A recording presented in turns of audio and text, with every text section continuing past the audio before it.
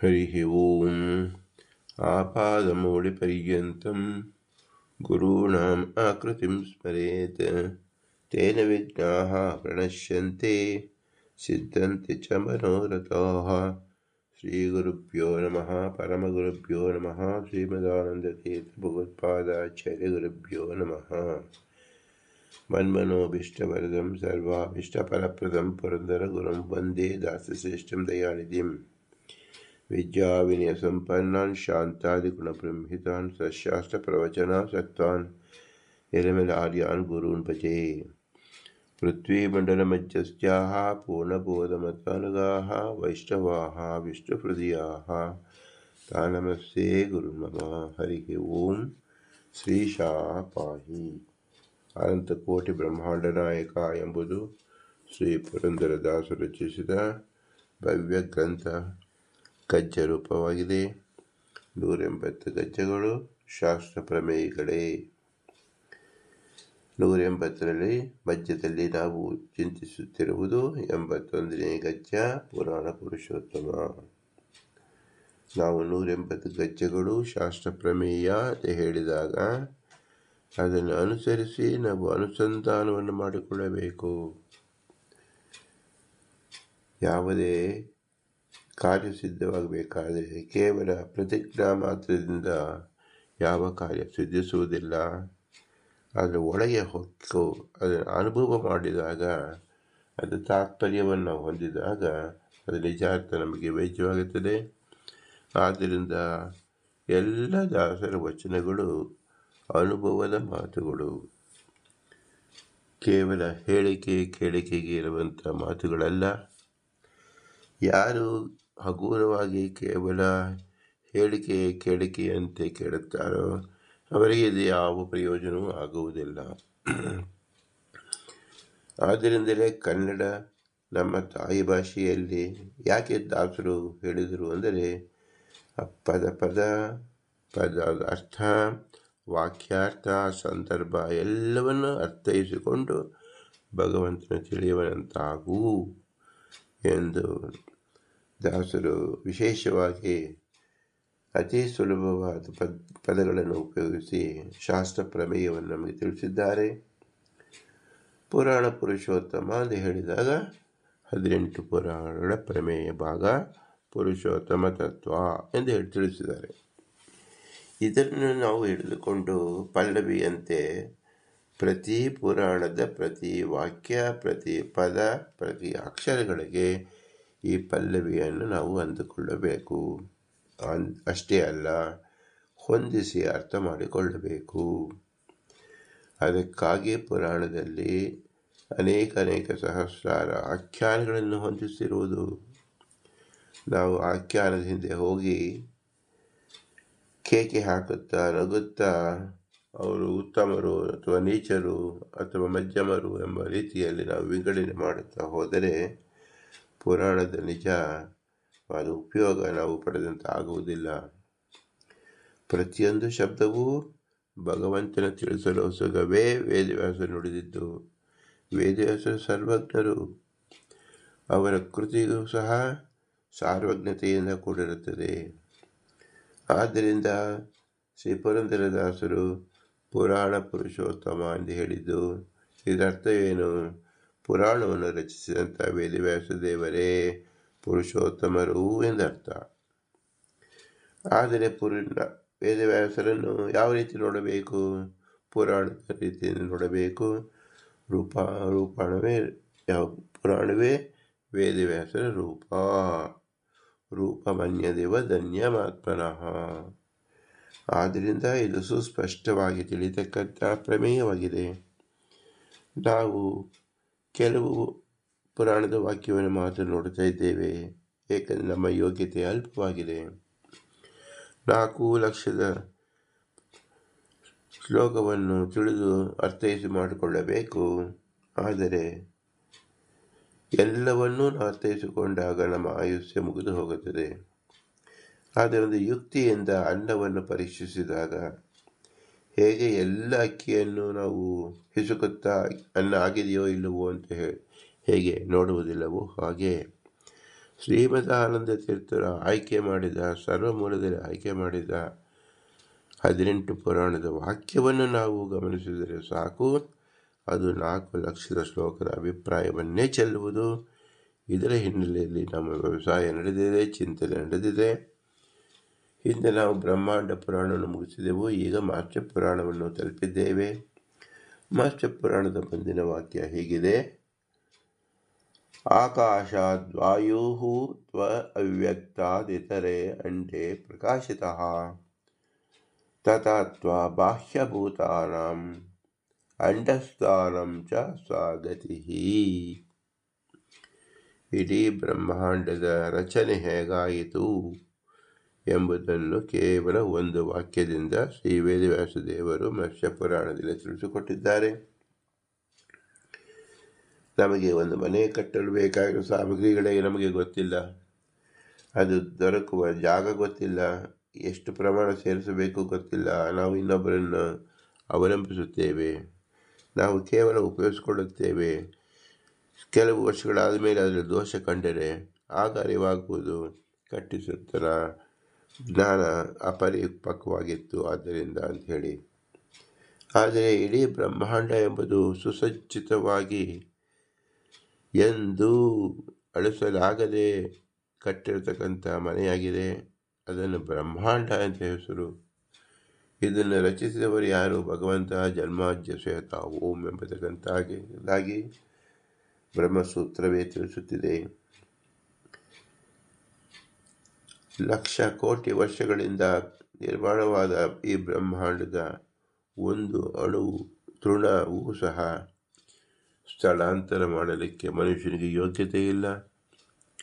ಯಾವ ಸ್ಥಳದಲ್ಲಿ ಏನು ಬೆಳೆಯಬೇಕು, ಎಷ್ಟು ಸಲ ಬೆಳೆಯಬೇಕು, ಎಲ್ಲವೂ ನಿಶ್ಚಿತವಾಗಿದೆ. ಇದು ಭಗವಂತನ ಇಚ್ಛೆಯ ಪೂರ್ವಕವಾಗಿ ನಡೆಯುತ್ತಿದೆ ಎಂಬುದು ನಾವು ಹಿಂದೆ ತಿಳಿದುಕೊಂಡವು. ಈ ಮಧ್ಯದಲ್ಲಿ ಭಗವಂತ ನಮಗೆ ಸಾಧಕವಾದ ಈ ಶರೀರವನ್ನು ಸೃಷ್ಟಿಸಿದನು. ಬ್ರಹ್ಮಾಂಡದೊಳಗೆ ನಮ್ಮ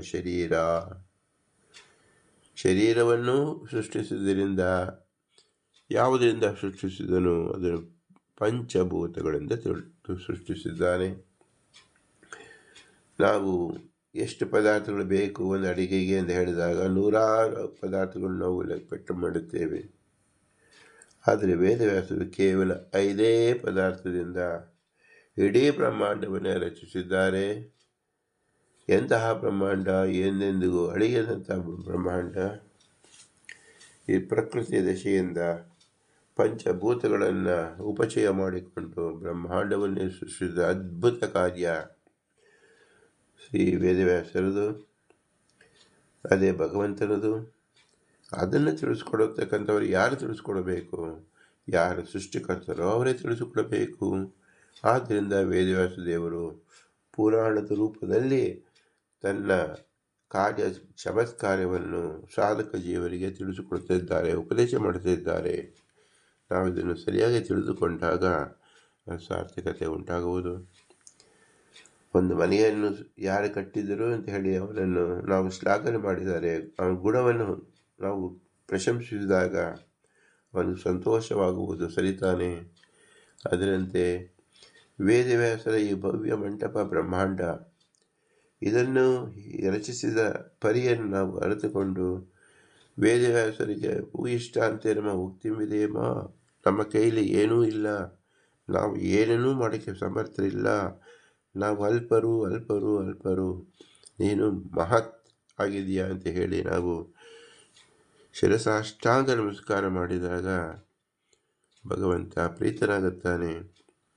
ಬ್ರಹ್ಮಾಂಡ ರಚನೆಯ ಗುಟ್ಟನ್ನು ನಮಗೆ ತಿಳಿಸಿಕೊಡುತ್ತಾನೆ. ಇದರ ಅಭಿಪ್ರಾಯವನ್ನು ಈ ಮತ್ಸ್ಯ ಪುರಾಣದಲ್ಲಿ ತಿಳಿಸಿದೆ. ಈ ಮತ್ಸ್ಯ ಪುರಾಣದ ಈ ಭಾಗವನ್ನು ಶ್ರೀಮದಾನಂದ ತೀರ್ಥರು ಭಾಗವತದ 2ನೇ ಸ್ಕಂದದ 5ನೇ ಅಧ್ಯಾಯದ 33ನೇ ಶ್ಲೋಕಕ್ಕೆ ಹೊಂದಿಸಿ ಅರ್ಥವನ್ನು ತೋರಿಸಿದ್ದಾರೆ. ಭಾಗವತ 2ನೇ ಸ್ಕಂದ ಎಲ್ಲವ ಸೃಷ್ಟಿ ಕಾರ್ಯವನ್ನೇ ಬ್ರಹ್ಮದೇವರಿಗೆ ಭಗವಂತ ತೋರಿಸಿದ್ದು. ಬ್ರಹ್ಮದೇವರು ನಾರದರಿಗೆ ಉಪದೇಶ ಮಾಡಿದ್ದು ಈ ರೀತಿಯಾಗಿ ಸೃಷ್ಟಿ ಕಾರ್ಯದ ವಿವರವನ್ನೇ ನಾವು 2ನೇ ಸ್ಕಂದದ 5ನೇ ಅಧ್ಯಾಯದಲ್ಲಿ ನೋಡುತ್ತೇವೆ. ಹಿಂದೆ ನಾವು ಆಕಾಶ ಹೇಗೆ ಹುಟ್ಟಿತು ಎಂಬುದನ್ನು ಪರಿಚಯ ಮಾಡಿಕೊಂಡೆವು. ತದನಂತರದಲ್ಲಿ ಆಕಾಶದಿಂದ ವಾಯು ಹೇಗೆ ಹುಟ್ಟಿತು ಎಂಬುದನ್ನು ಈಗ ಹೇಳ್ತಾ ಇದ್ದಾರೆ. ನಭಸಾತ ವಿಕುರ್ವಾಣಂ ಅಭೂತ್ ಸ್ಪರ್ಶ ಗುಣೋ ಅನಿಲ ಪರಾನ್ವಯ ಶಬ್ದವಂಶ ಪ್ರಾಣ ಓಜ ಸಹೋ ಬಲಂ. ವಾಯುವಿನ ಉತ್ಪತ್ತಿಯನ್ನು ಹೇಳ್ತಾರೆ. ಆಕಾಶಕ್ಕೆ 5 ಇಂದ್ರಿಯಗಳಿಂದ ತಿಳಿಯುವ ಗುಣವೆನಿಸಿದ ಮಾತ್ರಾ ಗುಣ ಶಬ್ದವು, ಅದರಿಂದ ಆಕಾಶದ ಉತ್ಪತ್ತಿ ಆಯಿತೆಂದು ವಿಶೇಷವನ್ನು ತಿಳಿಸಿ, ಆ ಶಬ್ದವು ಎಲ್ಲವನ್ನು ನೋಡುವ ಶ್ರೀಹರಿಯನ್ನು, ಅವನಿಂದ ನೋಡಲ್ಪಡುವ ಜಗತ್ತನ್ನೂ ತಿಳಿಸುವ ಪ್ರಮಾಣಭೂತ ಕಾಲ ಕರ್ಮ ಸ್ವಭಾವಗಳಿಂದ ವಿಕಾರ ಹೊಂದಿದ ಆಕಾಶದಿಂದ ನಭಸಃ ತ್ವಗೀಂದ್ರಿಯದಿಂದ ಮಾತ್ರವೇ ತಿಳಿಯಬಹುದಾದ ಗುಣವೆನಿಸಿದ ಸ್ಪರ್ಶವೂ ಗುಣವಾಗುಳ್ಳ ವಾಯುವು ಅಂದರೆ ಅನಿಲ, ವಾಯುವಿನ ಸ್ವಾಭಾವಿಕ ಗುಣಗಳು ಪ್ರಾಣ, ಓಜಸ್, ಸಹಸ್ ಮತ್ತು ಬಲ ಉಂಟಾಯಿತು. ಆ ಶಬ್ದ ಒಂದನ್ನು ಆಶ್ರಯಿಸಿರಲೇಬೇಕು, ಅದು ಆಕಾಶ. ನಮ್ಮ ಶರೀರ ಆದದ್ದು ಆಕಾಶದಿಂದ, ವಾಯುವಿನಿಂದ ಎಂದು ನಾವು ತಿಳಿದಾಗ ನಮ್ಮಲ್ಲಿರ್ತಕ್ಕಂಥ ಪಂಚಭೂತಗಳಿಗೆ ಅಭಿಮಾನಿಗಳನ್ನು ನಾವು ಸ್ಮರಿಸಿದರೆ ನಮಗೆ ಇರತಕ್ಕಂಥ ನ್ಯೂನತೆಯನ್ನು ಸರಿಪಡಿಸಿಕೊಳ್ಳಬಹುದು. ಆದ್ದರಿಂದ ಶ್ರೀಮದಾನಂದ ತೀರ್ಥರು ತಾತ್ಪರ್ಯವನ್ನು ಬರೆಯುತ್ತಿದ್ದಾರೆ.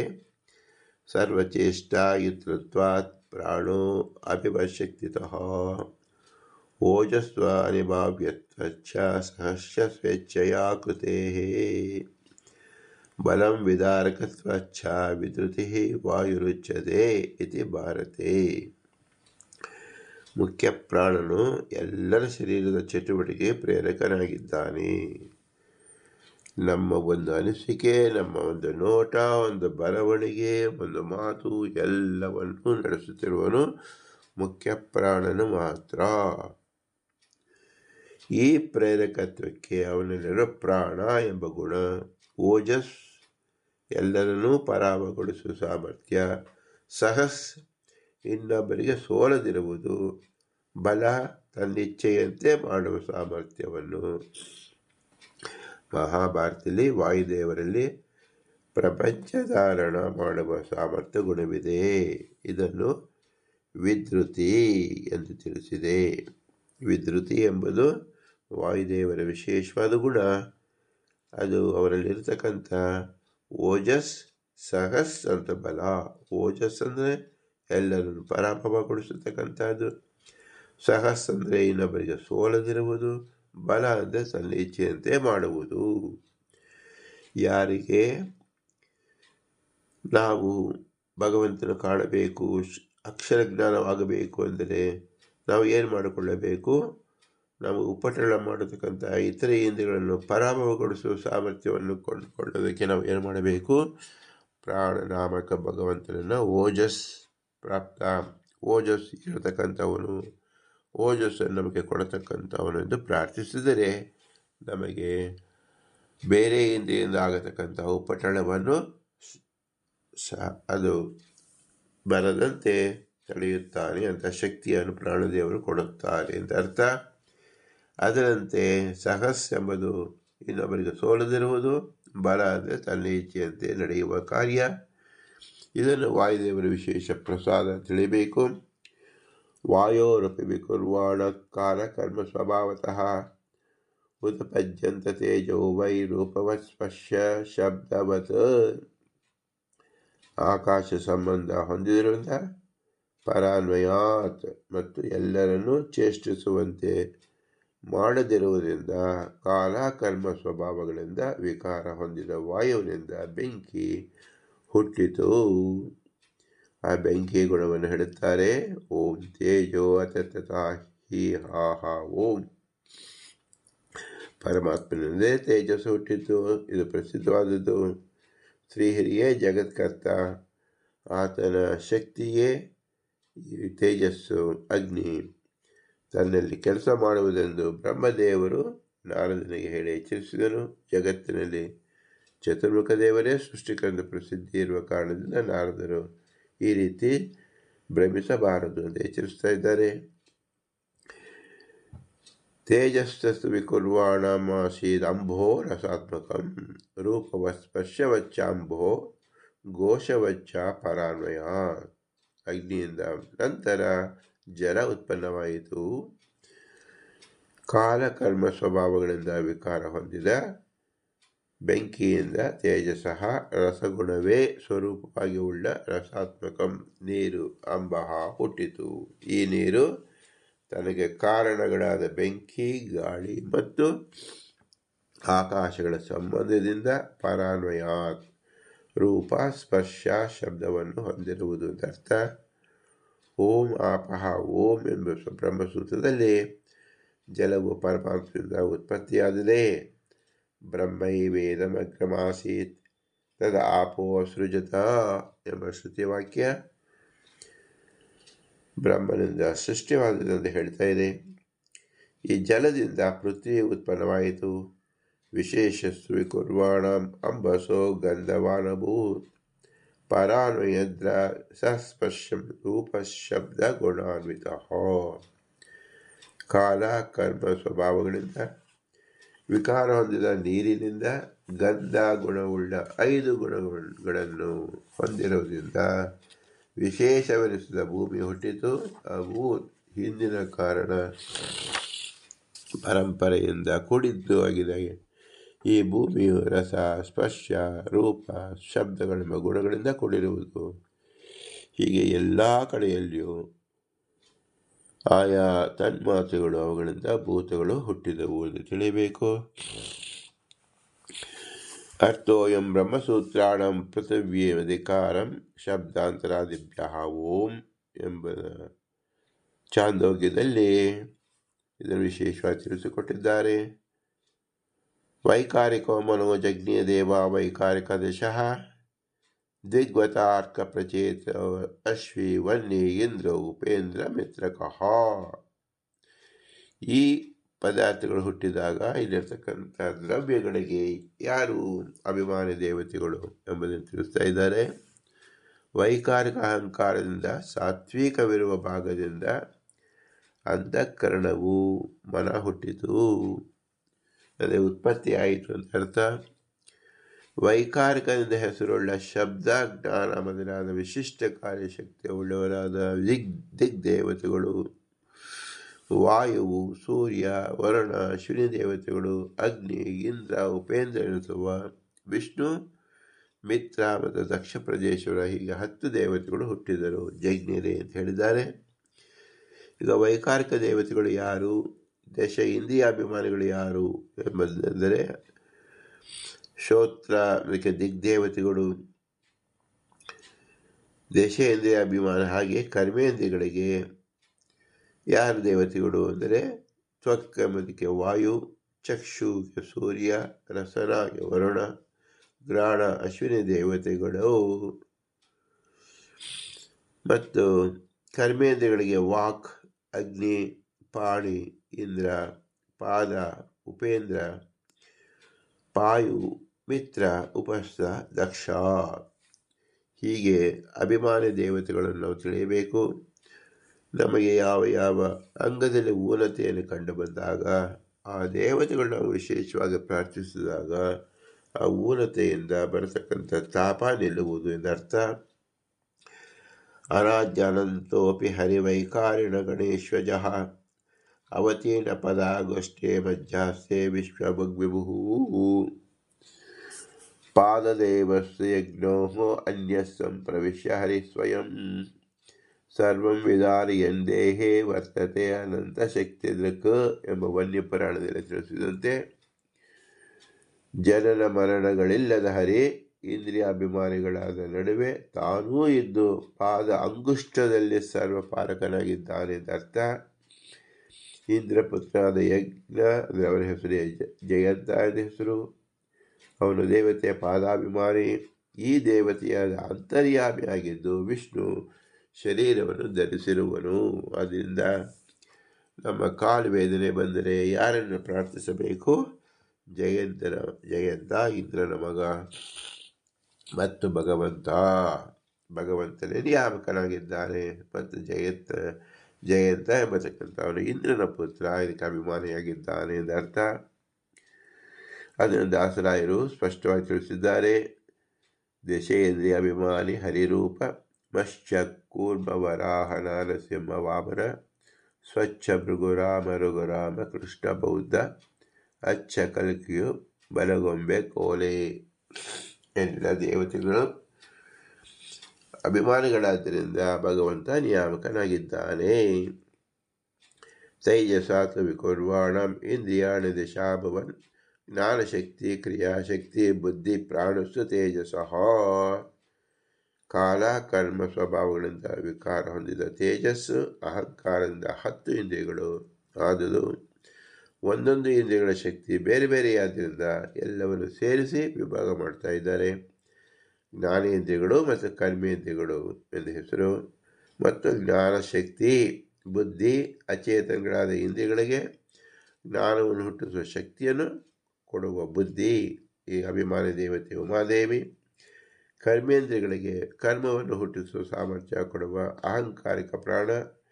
ಇವರು ತೇಜಸ್ ಅಹಂಕಾರದಿಂದ ಹುಟ್ಟಿದವರು. ಜ್ಞಾನೇಂದ್ರಿಯಾಣಂ ದೇವಾನಂ ಜ್ಞಾನಶಕ್ತಿ ಉದಾಹೃತಃ. ಉಮಾದೇವಿ ಹಾಗೂ ಅಹಂಕಾರಿಕ ಪ್ರಾಣದಿಂದ ಅನುಗ್ರಹ ಎಂದು ತಿಳಿಯಬೇಕು. ಅತ್ಯಂತ ಪ್ರಕಾಶಮಾನವಾದ್ದರಿಂದ ಇಂದ್ರಿಯಗಳನ್ನು ತೇಜಸ ಅಂತಲೂ, ಕ್ರಿಯಾಶಕ್ತಿಯನ್ನು ಜ್ಞಾನ ಕ್ರಿಯಾಶಕ್ತಿಗಳಿಲ್ಲೇ ಆದ್ದರಿಂದ ಭೂತಗಳು ತಾಮಸವೆಂತಲೂ ಕರೆಯಲ್ಪಡುತ್ತದೆ. ಹಿಂದೆ ನಾವು ತಿಳಿದಿದ್ದೇವೆ.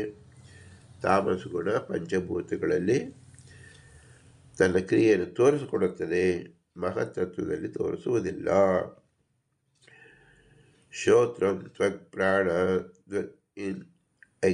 ಜಿಹ್ವಾ ವಾಕ್ ಮೇಢ್ರಾಂ ಅಗ್ನಿಪಾಯವಃ ಯಾ ಏತೆ ಅಸಂಗತಾ ಭಾವಾಃ ಭೂತೇಂದ್ರಿಯ ಮನೋಗುಣಾಃ ಯದಾಯತನವೇ ನಿರ್ಮಾಣೆ ನ ಶೇಕು ಬ್ರಹ್ಮವಿತ್ತಮಃ. ಇದರರ್ಥ ಇಂದ್ರಿಯಗಳ ವಿಶೇಷವಾದ ಹೆಸರುಗಳು ಹೇಳ್ತಾ ಇದ್ದಾರೆ. ಶ್ರೋತ್ರಂ ಅಂದರೆ ಕಿವಿ, ತ್ವಕ್ ಅಂದರೆ ಕರ್ಮೇಂದ್ರಿಯ, ಪ್ರಾಣ ಅಂದರೆ ಮೂಗು, ದೃಕ್ ಅಂದರೆ ಕಣ್ಣು, ಜಿಹ್ವಾ ಅಂದರೆ ನಾಲಿಗೆ, ವಾಕ್ ಅಂದರೆ ಮಾತು. ಇದು ಹೊರಡುವ ಇಂದ್ರಿಯಗಳು. ದೋಹೋ ಕೈ, ಮೇಢ್ರಂ ಅಂದರೆ ಗುಹ್ಯೇಂದ್ರಿಯ, ಅಂಗ್ರಿ ಅಂದರೆ ಕಾಲು, ಪಾಯು ಅಂದರೆ ಮಲ ವಿಸರ್ಜನ ಇಂದ್ರಿಯ.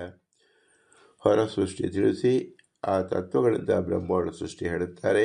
ಬ್ರಹ್ಮಜ್ಞಾನಿಗಳಿಗೂ ಉತ್ತಮವಾದ ಬ್ರಹ್ಮವಿತ್ತ ಪರೀಕ್ಷಿತ್ ರಾಜ ಯಾವ ಭೂತೇಂದ್ರಿಯ ಪಂಚಭೂತಗಳು ಮತ್ತು 10 ಇಂದ್ರಿಯಗಳು, ತೇಜಸ್ವಾದ ಬುದ್ಧಿ ಪ್ರಾಣಗಳು, ಮನಸ್ತತ್ವಾದ ಮೊದಲಾದ ಗುಣಗಳು, ಶಬ್ದ ಮೊದಲಾದ ಮಹತ್ ಮತ್ತು ಅಹಂಕಾರ ತತ್ವಗಳು, ಈ ಪದಾರ್ಥಗಳು ಒಂದೊಂದು ಸೇರದೆ ಅಸಂಗತ ಯಾವಾಗ ಈ ಬ್ರಹ್ಮಾಂಡ ನಿರ್ಮಾಣದಲ್ಲಿ ಯದಾಯತನಃ ನಿರ್ಮಾಣೆ ಒಂದೊಂದು ಬ್ರಹ್ಮಾಂಡವನ್ನು ನಿರ್ಮಿಸಲಾರದಾರವು ನಶೇಕುಹು ಆಗಲಿಲ್ಲ ಅಂತ ಅರ್ಥ. ಯಾಕಂದರೆ ಪದಾರ್ಥವನ್ನೇ ನಾವು ಕೊಟ್ಟರೆ ಅದರಿಂದ ಯಾವ ಒಂದು ಸೃಷ್ಟಿ ಆಗುವುದಿಲ್ಲ, ಅದಕ್ಕೊಬ್ಬ ಅಭಿಮಾನಿ ಬೇಕಾಗುತ್ತದೆ. ತದಾ ಸಂಹತ್ಯ ಚಾನ್ಯೋನ್ಯಂ ಭಗವಶಕ್ತಿ ಚೋದಿತಃ ಸದಸತ್ವಮುಪಾದಾಯ ನೋಭಯಂ ಸಸೃಜ ಹೃದಃ.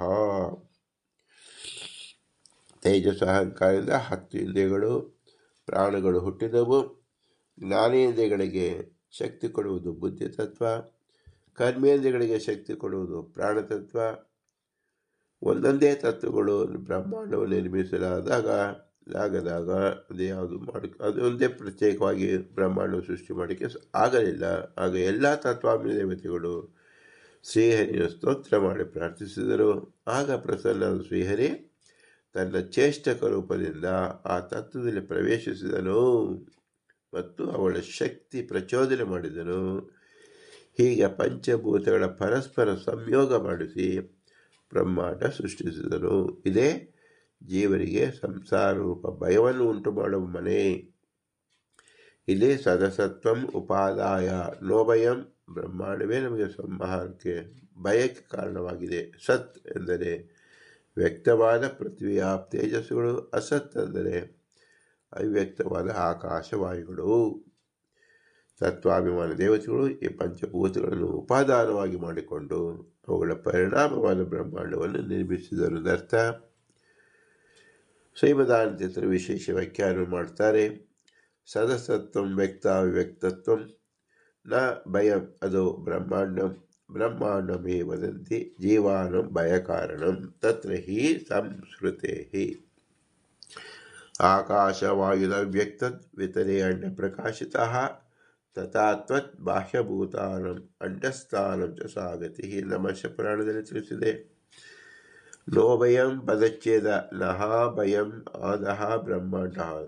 ಬ್ರಹ್ಮಾಂಡ ಜೀವರಿಗೆ ಭಯಕ್ಕೆ ಕಾರಣ ಯಾಕೆ ಅಂದರೆ ಈ ಬ್ರಹ್ಮಾಂಡದ ಒಳಗೆ ಜನನ ಮರಣ ರೂಪವಾದ ಸಂಸಾರ ಇರುವುದರಿಂದ ಮತ್ಸ್ಯ ಪುರಾಣ ಬ್ರಹ್ಮಾಂಡದ ಹೊರಗೆ ಒಳಗಡೆಯಿರುವ ಎಲ್ಲ ಪಂಚಭೂತಗಳು ಕೆಲವು ವ್ಯಕ್ತ ಕೆಲವು ಅವ್ಯಕ್ತ ಎಂದು ತಿಳಿಸಿದೆ.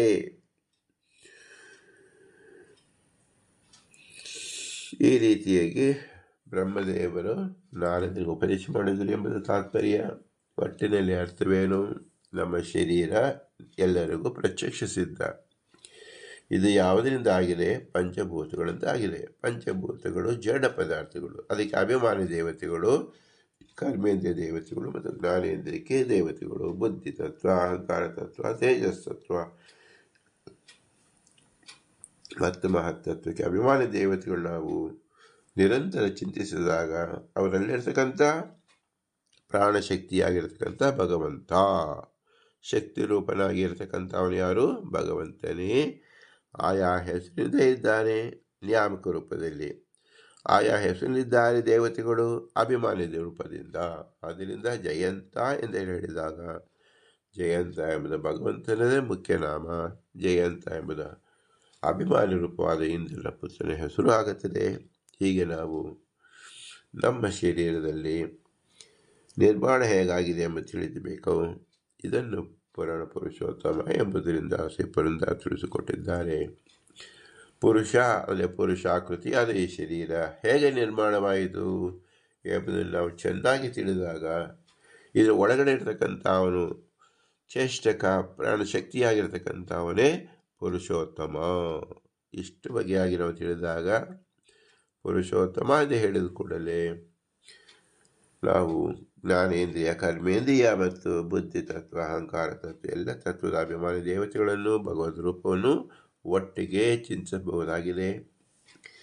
ಇದೆಲ್ಲವನ್ನು ಒಟ್ಟಿಗೆ ಚಿಂತಿಸಿದಾಗ ನಮ್ಮ ದೇಹದಲ್ಲಿರತಕ್ಕಂಥ ನ್ಯೂನತೆಯನ್ನು ಸರಿಪಡಿಸಿಕೊಳ್ಳಬಹುದಾಗಿದೆ.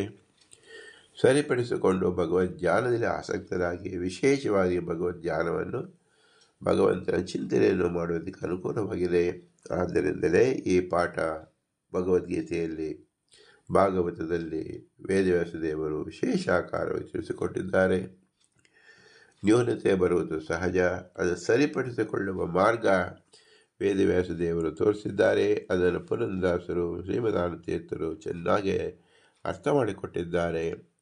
ಪುರಾಣ ಪುರುಷೋತ್ತಮ ಎಂದು ಹೇಳಿದ್ರಿಂದ ನಿಮ್ಮ ವಾಕ್ಶುದ್ಧಿಯಾಗುತ್ತದೆ, ದೇಹದ ಇಂದ್ರಿಯಗಳ ಶುದ್ಧಿಯಾಗುತ್ತದೆ, ಜ್ಞಾನೇಂದ್ರಿಯಗಳ ಪುಷ್ಟಿ ಬರುತ್ತದೆ, ಬುದ್ಧಿ ತತ್ವ ಚೆನ್ನಾಗಿ ಕೆಲಸ ಮಾಡುತ್ತದೆ, ಅಹಂಕಾರ ತತ್ವ ಚೆನ್ನಾಗಿ ಭಗವಂತನನ್ನು ತೋರಿಸಿಕೊಡುತ್ತದೆ, ಮಹತ್ತತ್ವದಲ್ಲಿ ಭಗವಂತನ ನಿಶ್ಚಯ ಜ್ಞಾನ ಬರುತ್ತದೆ. ಇದರಿಂದ ಅಪರೋಕ್ಷ ಜ್ಞಾನವಾಗುತ್ತದೆ. ಇದೇ ಮಹಾಪ್ರಯೋಜನವಾಗಿ ಉಳ್ಳತಕ್ಕಂಥ ಪುರಾಣ ಪುರುಷೋತ್ತಮ ಎಂಬುದು ಶ್ರೀ ಪುರಂದರದಾಸರು ತಿಳಿಸಿಕೊಟ್ಟಂಥ 81ನೇ ಗಜ್ಜದ ವಿಶೇಷ ರೂಪವಾಗಿದೆ. ಇಂತಹ ವಿಶೇಷ ರೂಪವನ್ನು ತಿಳಿಸಿದ ಈ ಪುರುಷೋತ್ತಮ ಯಾರು ಅಂದರೆ ಅವನೇ ನಮ್ಮ ಬಿಂಬರೂಪ. ಆದ್ದರಿಂದ ನಮ್ಮ ಬಿಂಬರೂಪನನ್ನೇ ಬೇರೆ ಬೇರೆ ಹೆಸರಿಂದ ಬೇರೆ ಬೇರೆ ಇಂದ್ರಿಯಾಭಿಮಾನಿಗಳಾಗಿ ಅವರೊಳಗಡೆತಕ್ಕಂಥ ಭಗವಂತನು ಕರೆಯುತ್ತಿದ್ದೇವೆ. ಇವರೆಲ್ಲರೂ ನಮ್ಮ ಬಿಂಬರೂಪನೇ, ಅವನೇ ಪುರುಷೋತ್ತಮ ಎಂದು ತಿಳಿದುಕೊಳ್ಳಿ ಎಂಬುದೇ ಪುರಂದರದಾಸರ ಆದೇಶ. ಇಂಥ ವಿಶೇಷ ಜ್ಞಾನ ಬೋಧಿಸುವ ಪುರಂದರದಾಸರಿಗೆ ಅನಂತ ನಮಸ್ಕಾರಗಳು ಮಾಡಿ ಅವರ ಅಂತರ್ಯಾಮಿ ಪುರಂದರ ವಿಠಲನಿಗೆ ವಿಶೇಷವಾಗಿ ನಮಸ್ಕರಿಸಿ, ಇದು ಸಾಧ್ಯವಾದದ್ದು ನಮ್ಮ ಶರೀರದ ಸೃಷ್ಟಿಗೆ ಕಾರಣವಾದದ್ದು ನಮ್ಮ ತಂದೆ ತಾಯಿಗಳು, ಅವರಿಗೆ ಸೃಷ್ಟಿಗೆ ಕಾರಣವಾದದ್ದು ಗುರು ಹಿರಿಯರು, ಅವರಿಗೆ ಕಾರಣವಾದದ್ದು ತತ್ವಾಭಿಮಾನಿ ದೇವತೆಗಳು, ಅವರಿಗೆ ಕಾರಣವಾದದ್ದು ಮುಖ್ಯ ಪ್ರಾಣ ವಾಯುದೇವರು. ಹೀಗೆ ನಾವು ಸಮಂಜಸವಾಗಿ ತಿಳಿದಾಗ ಎಲ್ಲ ಶಕ್ತಿಯೂ ಭಗವಂತನಲ್ಲಿ ಇದೆ, ಅವರ ದರ್ತಕವಾಗಿ ಮುಖ್ಯ ಪ್ರಾಣನಲ್ಲಿದೆ, ಅವರಿಂದ ಅನುಗ್ರಹಿಸಿದ ತತ್ವಾಭಿಮಾನಿ ದೇವತೆಗಳಲ್ಲಿ ಇತ್ತು, ಅದು ಗುರು ಹಿರಿಯರಲ್ಲಿ ವಿಜೃಂಭಿಸಿತು, ಅದು ತಂದೆ ತಾಯಿಗಳಲ್ಲಿ ವ್ಯಕ್ತವಾಯಿತು, ಅದರಿಂದ ನಮ್ಮ ಶರೀರ ಹುಟ್ಟಿತು. ಹೀಗೆ ಬ್ರಹ್ಮಾಂಡ ಹೇಗೆ ಹುಟ್ಟಿತು ಎಂಬುದನ್ನು ನಾವು ಒಂದು ಕಡೆ ತಿಳ್ಕೊಂಡಾಗ, ಈ ಪಿಂಡಾಂಡವು ಹೇಗೆ ಉಂಟಾಯಿತು ಎಂಬುದನ್ನು ನಾವು ಚಿಂತಿಸಿದಾಗ ಪುರಾಣ ಪುರುಷೋತ್ತಮದ ಮಂತ್ರದ ಸಾರ್ಥಕತೆ ಬರುತ್ತದೆ. ಇದೇ ನಮ್ಮ ಬಿಂಬೋಪಾಸನೆ. ಇಂತಹ ವಿಶೇಷ ಜ್ಞಾನವನ್ನು ಬೋಧಿಸಿದ ಪುರಂದಾಸರಿಗೆ ಮತ್ತು ಅಂತರ್ಯಾಮಿ ಭಗವಂತ ವಿಠಲನಿಗೆ ಭೂಯಿಷ್ಠಾಂತೆ ನಮ್ಮ ಉಕ್ತಿಮಿದೇಮ, ಭೂಯಿಷ್ಠಾಂತೆ ನಮ್ಮ ಉಕ್ತಿಮಿದೇಮ, ಭೂಯಿಷ್ಠಾಂತೆ ನಮ್ಮ ಉಕ್ತಿಮಿದೇಮ. ಸ್ವತಂತ್ರದ ಲಕ್ಷ್ಮೀನಾರಾಯಣ ಮಾತ್ರ ಸರ್ವರಲ್ಲಿ ನಿಂತು ಈ ಕೆಲಸವನ್ನು ಮಾಡುತ್ತಿರುವನು. ಆದ್ದರಿಂದ ಅವನಿಗೆ ನಾವು ಕೊಡಲಿಕ್ಕೆ ಏನೂ ಸಾಧ್ಯವಿಲ್ಲ, ಕೊಡಲಿಕ್ಕೆ ನಾವು ಏನೂ ಇಲ್ಲ ನಮ್ಮಲ್ಲಿ. ಇದನ್ನು ನಾವು ಸ್ಪಷ್ಟವಾಗಿ ತಿಳಿದುಕೊಂಡು ವಿಶೇಷವಾಗಿ ನಮಸ್ಕಾರ ಮಾಡುವುದೇ ಆಗಿದೆ. ಭೂಯಿಷ್ಠಾಂತೆ ನಮ್ಮ ಉಕ್ತಿಮಿದೇಮ ಎಂಬುದೇ ಶ್ರೇಷ್ಠವಾದ ಪ್ರಣಾಮ.